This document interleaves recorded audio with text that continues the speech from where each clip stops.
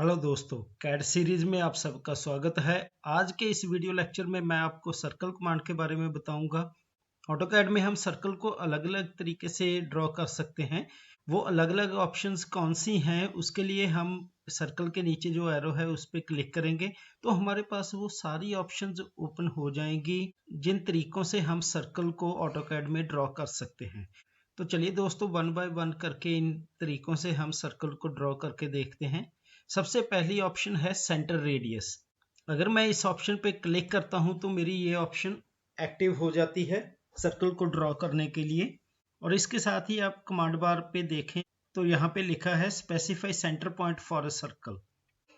अब अगर कहीं पे भी मैं स्क्रीन पे माउस के लेफ्ट बटन से क्लिक करूंगा तो वो मेरा सेंटर पॉइंट डिफाइन हो जाएगा। इसके बाद आप देखिए कमांड बार में लिखा है specify radius of a circle और डायमीटर। अब इस सर्कल का रेडियस ड्रॉ करने के लिए हम रेडियस की वो वैल्यू पुट करेंगे जिस रेडियस का हमें सर्कल ड्रॉ करना है। रेडियस की वैल्यू आप डायनेमिक इनपुट से भी फीड कर सकते हैं जो डायरेक्टली आपके कर्सर पॉइंट के पास में टाइप होगी। अगर आपकी डायनेमिक इनपुट ऑन नहीं है तो आप कमांड बार में उसको टाइप कर सकते हैं। फॉर एग्जाम्पल अब मैं 10 mm रेडियस का एक सर्कल ड्रॉ करना चाहता हूँ तो उसके लिए मैं कमांड बार में टाइप करूंगा 10 और एंटर करूंगा। देखिए मेरे 10 mm रेडियस का एक सर्कल ड्रॉ हो गया है। अगर मैं इसकी डायमेंशंस चेक करूं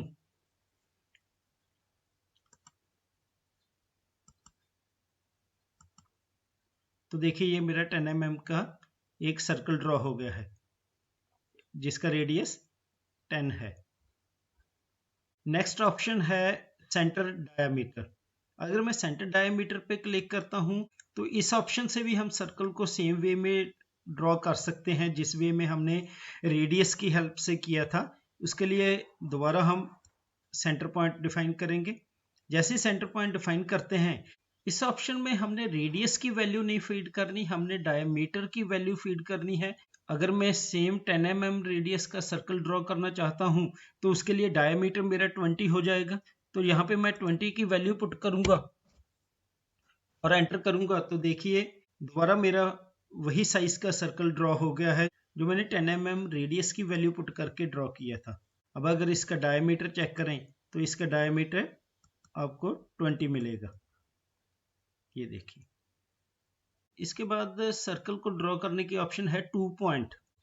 2 पॉइंट ऑप्शन से हम सर्कल को कब ड्रॉ करते हैं, कई बार जब हम ऑटोकैड में काम कर रहे होते हैं तो कुछ ऑब्जेक्ट्स में हमें सिर्फ 2 पॉइंट्स दिए होते हैं जिनके बीच में कोई सर्कल ड्रॉ करना होता है, लेकिन उस सर्कल का हमें ना तो डायमीटर पता होता है, ना सेंटर पता होता है और ना ही रेडियस पता होता है। तो उस केस में हम 2 पॉइंट ऑप्शन से सर्कल को ड्रॉ कर लेते हैं। फॉर एग्जाम्पल मैंने एक लाइन लगाई, इसके बाद में एक लाइन और ड्रॉ की। अब अगर मैं ये चाहता हूं कि ये दोनों लाइन के बीच में जो गैप है यहाँ पे एक सर्कल ड्रॉ हो तो उसके लिए मुझे ना तो रेडियस पता है ना ही डायमीटर पता है इसका। तो मैं क्या करूंगा, मैं 2 पॉइंट ऑप्शन को क्लिक करूंगा।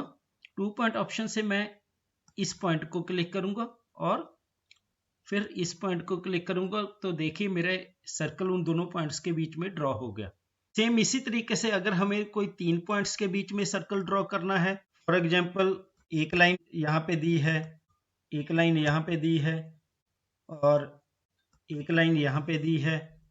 अब अगर मैं कोई ऐसा सर्कल ड्रॉ करना चाहता हूँ जो इन तीनों पॉइंट्स से टच हो, लेकिन अब मुझे उस सर्कल का ना तो रेडियस पता है ना ही डायमीटर पता है, तो उसके लिए मैं क्या करूंगा, मैं 3 पॉइंट ऑप्शन को क्लिक करूंगा। 3 पॉइंट ऑप्शन को क्लिक करने के बाद में मैं इन तीनों पॉइंट्स को क्लिक करूंगा तो देखिए मेरा वो सर्कल इन तीनों पॉइंट्स के बीच में ड्रॉ हो गया। तो इस तरीके से हम 3 पॉइंट ऑप्शन को यूज कर सकते हैं सर्कल ड्रॉ करने के लिए। इसके बाद नेक्स्ट ऑप्शन आती है tan radius. tan radius option हम यूज करते हैं कई बार क्या होता है, हमें दो सरफेस के बीच में सर्कल को ड्रॉ करना पड़ता है जिसका ना तो हमें सेंटर पता होता है ना ही उसकी एग्जैक्ट लोकेशन पता होती है, सिर्फ हमें उसका रेडियस पता होता है। फॉर एग्जाम्पल अब ये दो लाइंस मैंने ड्रॉ की हैं। फॉर एग्जाम्पल अब मैं एक सर्कल ड्रॉ करना चाहता हूं जो इन दोनों लाइंस के टेंजेंट हो और जिसका रेडियस 20 mm हो। अब हमें उस सर्कल की एग्जैक्ट लोकेशन नहीं पता कि वो इन दोनों लाइंस को किस पॉइंट पे एक टेंजेंट होगा। तो उसके लिए हम क्या करेंगे, उसके लिए हम tan रेडियस की ऑप्शन को क्लिक करेंगे।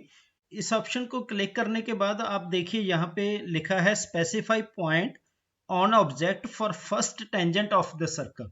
तो अब इस ऑब्जेक्ट पे मैं पॉइंट को स्पेसिफाई करने के लिए कहीं पे भी इस लाइन पे मैं क्लिक कर दूंगा, मेरा वो पॉइंट सिलेक्ट हो जाएगा टेंजेंट के लिए।